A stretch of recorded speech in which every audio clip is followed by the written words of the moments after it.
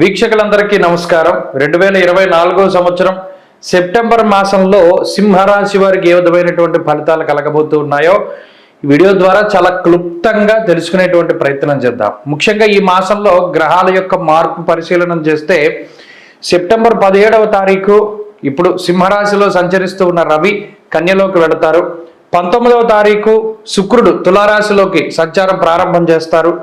24వ తారీఖు బుధుడు కన్యారాశిలోకి ప్రవేశం చేస్తారు. ఇక్కడ ప్రధానంగా ఈ మూడు గ్రహాలే ఈ మాసంలో మార్పు చెందుతూ ఉన్నాయి. అంటే శని వక్రగతిలో కానీ మిగతా గ్రహాల గమనాల్లో కానీ ఏ విధమైనటువంటి మార్పులు లేవు. ఇక ఈ సింహరాశి వారికి గనక పరిశీలన చేస్తే ఈ రాశి వారికి లాభస్థానమందు కుజుడు ప్రధానంగా యోగించేటువంటి గ్రహంగా కనబడుతూ ఉన్నారు. అలాగే ఈ రెండవ స్థానమందు ఉండేటువంటి శుక్రగ్రహం కూడా ప్రధానంగా యోగించేటువంటి గ్రహం. అంతేగాక ఇప్పుడు ప్రధానంగా ఈ రాశి వారికి జన్మ రవి యొక్క దోషం ఉన్నది, అష్టమ రాహు యొక్క దోషం ఉన్నది, అంతేగాక గురుబలం లేదు. ఈ మూడు కూడా కొంత ఇబ్బందికరమైన విషయాలు. అయినప్పటికీ సప్తమంలో శని వక్రించడం కూడా ఒకంత పాజిటివ్గానే మనం చూడవచ్చును. అంటే మనం చూసుకుంటే ఈ రాశి వారికి రెండు గ్రహాలు పరిపూర్ణంగా ఈ మాసం అంతా యోగిస్తూ ఉన్నాయి, శుక్రకుజులు. అలాగే 17వ తారీఖు వరకు రవి బలం లేదు. 17వ తారీఖు దాటాక కూడా రవి బలం ఉండదు, కానీ జన్మ రవి యొక్క దోషం అనేటువంటిది ఈ రాశి వారికి తొలగిపోతుంది. ఒకంత మానసిక ప్రశాంతతని అది కలగజేస్తుంది. ఈ మిగతావన్నీ కూడా గత నెలలో ఏ విధంగా ఉన్నాయో గ్రహాలు అదే మాదిరిగా కనబడుతూ ఉన్నాయి. ఇక్కడ సింహరాశి వారు ఒక విషయాన్ని గుర్తుపెట్టుకోవాల్సింది ఏంటి అంటే ఈ గ్రహ సంపత్తి వల్ల గత మాసంతో పోల్చుకుంటే ఈ మాసం అద్భుతంగా ఉండబోతూ ఉన్నది. కారణం ఏంటి అంటే ఎన్ని గ్రహాలు ప్రతికూలంగా ఉన్నా లేదో యోగించకపోయినా ఒక కుజుడు మాత్రం లాభంలో ఉండడం అనేటువంటిది చాలా గొప్ప విషయం. ఎందుకంటే ఈ కుజుడు సమరోత్సాహాన్ని కలిగిస్తూ ఉంటారు.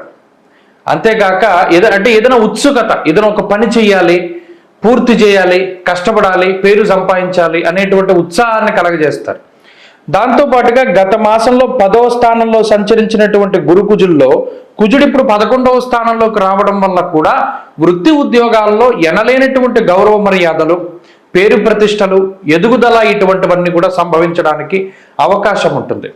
దానితో పాటుగా ఇటు 2వ స్థానంలో శుక్రుడు ఉండడం కూడా అది మంచి విషయంగానే చెప్పచ్చు. చాలా మందికి ఒక అపోహ ఉంటుంది, శుక్రుడికి అది నీచక్షేత్రం కదండి, శుక్రుడు ఇలా యోగిస్తారు అనేటువంటి ఒక అపోహ ఉంటుంది. గోచారంలో ఉచ్చస్థానాలు నీచస్థానాలు ఉండవు. స్థానస్థిత ఫలితాన్ని ఆ గ్రహం ఇచ్చేస్తూ ఉంటారు. ఇదే మాదిరిగా ఫలితాలు వస్తాయి. ఇందులో ప్రధానంగా ఈ మాసంలో ఆర్థిక పరిపుష్టి ఉంటుంది. ధైర్యం ఏకాదశగతే కుజే అంటూ ఉన్నది శాస్త్రం. కుజుడు లాభంలో ఉన్నప్పుడు ధైర్యాన్ని ఆయన ఇస్తారు. అలాగే ఒక రకమైనటువంటి అవకాశాలని ఆయన ఇస్తారు. కొన్ని ప్రత్యేకమైనటువంటి పరిస్థితులను సృష్టించి సింహరాశి వారికి మంచి జరిగేటువంటి విధంగా ఆయన ప్రోత్సహిస్తూ ఉంటారు. ఇక్కడ మిగతా గ్రహాలు అంటే ఇక్కడ కుజుడు వల్ల వచ్చిన బెనిఫిట్స్ ఏంటంటే ఒకటి హెల్త్, ఆరోగ్యము, ఐశ్వర్యము రెండు కుజుడిస్తారు. అంటే గత మాసంతో పోల్చుకుంటే ఈ మాసంలో ఆరోగ్యం మెరుగుపడుతుంది. ఏదైనా శస్త్రచికిత్సలు జరిగినా, గత మాసంలో ఏదైనా అనారోగ్య సమస్యలకు ఇబ్బంది పడినా వాటన్నిటి నుండి కూడా త్వరితగతిన రికవరీ అవ్వడానికి కూడా కుజుడు కారణమవుతారు. అలాగే కుజుడు లాభంలో ఉన్నప్పుడు ఏదైనా ఒక అనారోగ్య సమస్య వచ్చినా అది తీవ్రతరం కాకుండా కుజుడు నిరోధించడం, పెద్ద ఏదైనా సమస్య వచ్చేదాన్ని చాలా స్వల్పంగా ఆయన తగ్గించి వేస్తారు. ఇది కుజుడిచ్చేటువంటి మంచి ఫలితంగా ఆర్థిక ఆరోగ్య పరిస్థితులపై ఆయన ప్రభావాన్ని చూపెడతారు. మిగతా గ్రహాల వల్ల సింహరాశి వారికి కొన్ని చిన్న సమస్యలు ఉన్నాయి. దేహాతిచిత్త సంతాప కాలాతిక్రమ భోజనం. సింహరాశి వారు ఒక విషయాన్ని గుర్తుపెట్టుకోవాల్సింది ఏంటి అంటే ఈ గ్రహ సంపత్తి వల్ల గత మాసంతో పోల్చుకుంటే ఈ మాసం అద్భుతంగా ఉండబోతూ ఉన్నది.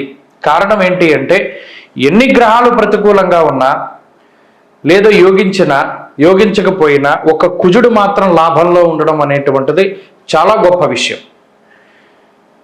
ఎందుకంటే ఈ కుజుడు సమరోత్సాహాన్ని కలిగిస్తూ ఉంటారు. అంతేగాక ఏదైనా ఉత్సుకత, ఏదైనా ఒక పని చేయాలి, పూర్తి చేయాలి, కష్టపడాలి, పేరు సంపాదించాలి అనేటువంటి ఉత్సాహాన్ని కలగజేస్తారు. దాంతోపాటుగా గత మాసంలో 10వ స్థానంలో సంచరించినటువంటి గురు కుజుల్లో కుజుడు ఇప్పుడు 11వ స్థానంలోకి రావడం వల్ల కూడా వృత్తి ఉద్యోగాల్లో ఎనలేనటువంటి గౌరవ మర్యాదలు, పేరు ప్రతిష్టలు, ఎదుగుదల ఇటువంటివన్నీ కూడా సంభవించడానికి అవకాశం ఉంటుంది. దానితో పాటుగా ఇటు 2వ స్థానంలో శుక్రుడు ఉండడం కూడా అది మంచి విషయంగానే చెప్పచ్చు. చాలా మందికి ఒక అపోహ ఉంటుంది, శుక్రుడికి అది నీచక్షేత్రం కదండి, శుక్రుడు ఎలా యోగిస్తారు అనేటువంటి ఒక అపోహ ఉంటుంది. గోచారంలో ఉచ్చస్థానాలు నీచస్థానాలు ఉండవు, స్థానస్థిత ఫలితాన్ని ఆ గ్రహం ఇచ్చేస్తూ ఉంటారు. ఇదే మాదిరిగా ఫలితాలు వస్తాయి. ఇందులో ప్రధానంగా ఈ మాసంలో ఆర్థిక పరిపుష్టి ఉంటుంది. ధైర్యమేకాదశగతే కుజే అంటూ ఉన్నది శాస్త్రం. కుజుడు లాభంలో ఉన్నప్పుడు ధైర్యాన్ని ఆయన ఇస్తారు. అలాగే ఒక రకమైనటువంటి అవకాశాలని ఆయన ఇస్తారు. కొన్ని ప్రత్యేకమైనటువంటి పరిస్థితులను సృష్టించి సింహరాశి వారికి మంచి జరిగేటువంటి విధంగా ఆయన ప్రోత్సహిస్తూ ఉంటారు.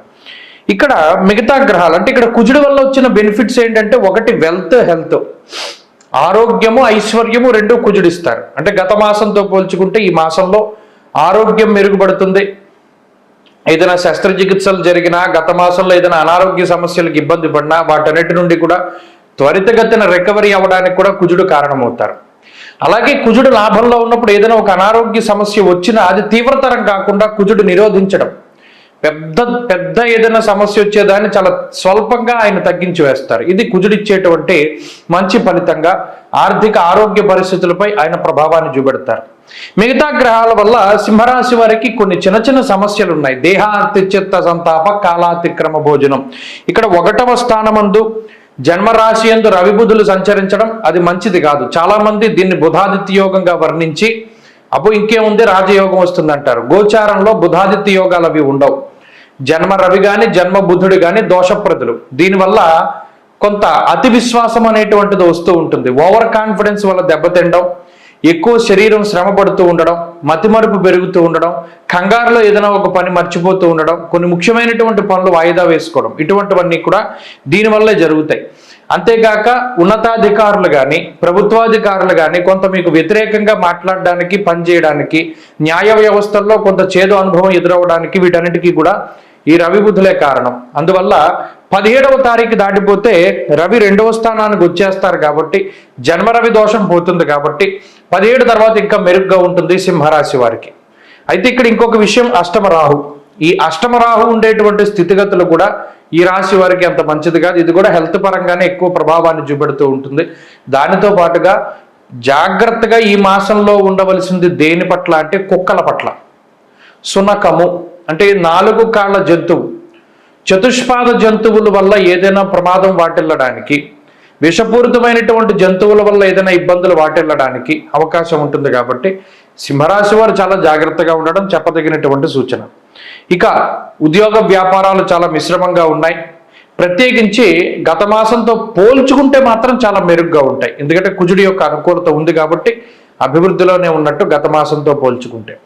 ఆరోగ్యం బాగుంది. ఈ రవి కానీ రాహువు కానీ చెడు ఫలితాలు ఇస్తూ ఉంటారు, అయినప్పటికీ కుజుడు దాని నుండి కాపాడుతూ ఉంటారు. ఇక్కడ మిశ్రమమైనటువంటి వాతావరణం ఉన్నది.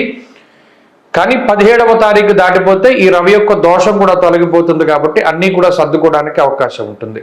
కాబట్టి సింహరాశి వారికి చెప్పొచ్చేది ఏంటంటే, కుజుడు బలంగా ఉన్నంత వరకు సమస్యలు వచ్చినా భయపడాల్సిన పని లేదు, వస్తాయి, వాటంతటవే తగ్గుముఖం పడతాయి. కాబట్టి ఈ బలాన్ని పెంపొందించుకోవడానికి ఈ మాసంలో మరింత అనుకూలమైనటువంటి ఫలితాలను సాధించడానికి ఎక్కువగా సూర్యుడి యొక్క ఆరాధనే చేయాలి. రాస్యాధిపతి రవి కాబట్టి రవి ఆరాధన చేయండి. ఆదిత్య హృదయ స్తోత్ర పారాయణం చేయండి. ఆదివారం నాడు, సోమవారం నాడు, లేదా ప్రత్యేకించి సోమవారం రోజునే తెల్ల జిల్లేడు పువ్వుల్ని ఒక మాలగా చేసి శివాలయానికి వెళ్ళి శివుడికి సమర్పణం చేసి ప్రదోష కాలంలో నంది దగ్గర దీపం పెట్టండి.